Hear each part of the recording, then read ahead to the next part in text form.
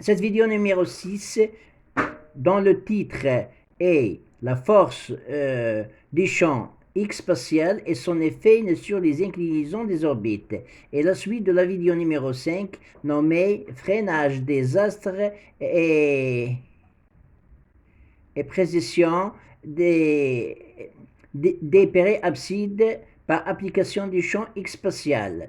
La force Fx du champ X spatial est différente de la force Fgx gravito X. C'est elle qui fait rassembler les éléments tournant autour d'un astre sur les plans des équateurs tels que les lunes équatoriales de la planète Jupiter.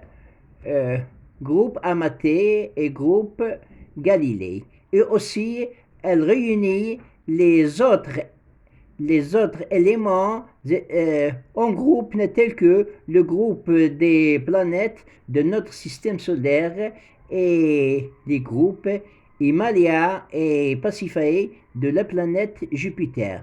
Notons que le mécanisme de ce phénomène de formation de ces groupes était inconnu par les scientifiques avant la découverte du champ X spatial en 2023.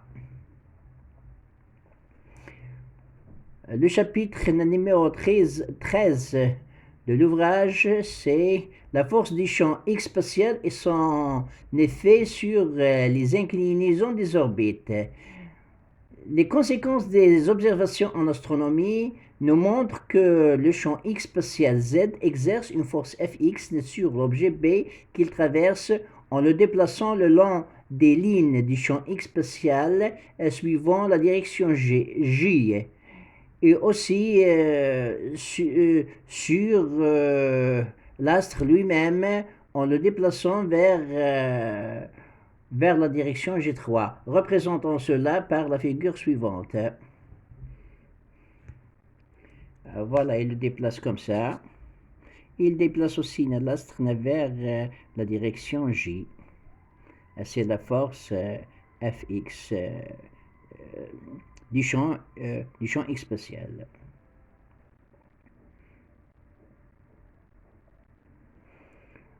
On note, voilà ce qu'on note.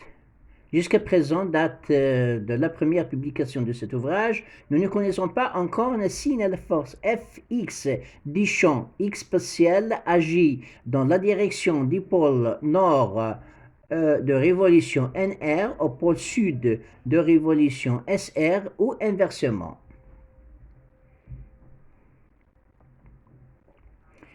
Maintenant, considérons le paragraphe 13.1 qui est passage d'un objet spatial B au plan E de l'équateur de l'astre A par action des forces du son X spatial.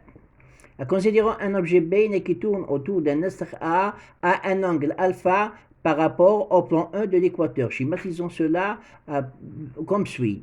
Voilà. Voilà, il tourne comme ça.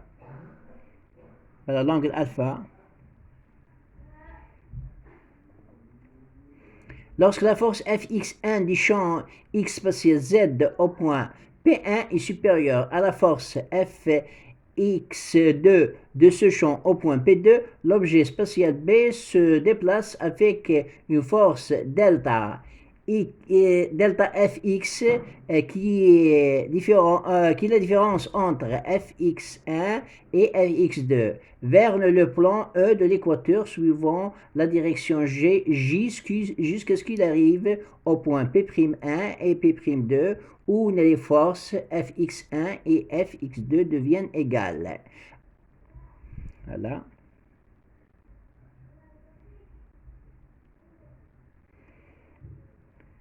On se déplace comme ça. Voilà, je se déplace comme ça.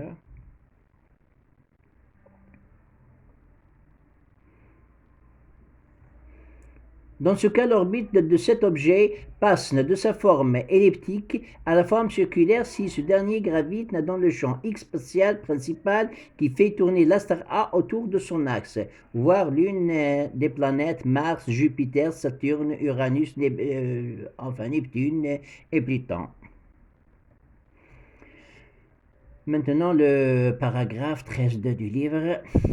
C'est passage d'un objet B au plan Q qui est presque équilibré et qui est incliné à un angle alpha 2 par rapport au plan E de l'équateur de l'astre A par action du champ X spatial. Considérons un objet B qui tourne autour d'un astre A à un angle alpha 1 par rapport au plan E de l'équateur et un plan Q presque équilibré et incliné à un angle alpha 2 par rapport à l'équateur. Schématisons cela comme suit.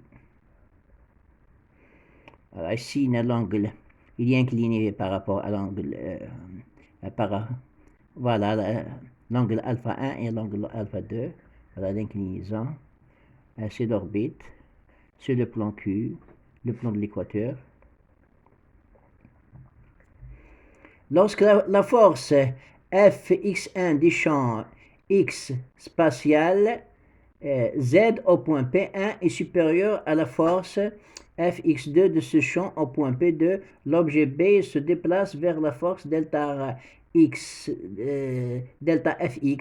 qui est la différence entre Fx1 et Fx2 vers le plan Q presque équilibré suivant la direction J jusqu'à ce qu'il arrive presque au point P'1 et P'2 où les forces Fx1 et Fx2 deviennent presque égales. Dans ce cas, l'orbite de cet objet passe de sa forme elliptique à une autre forme qui est aussi elliptique, voire inclinaison des orbites des planètes de notre système.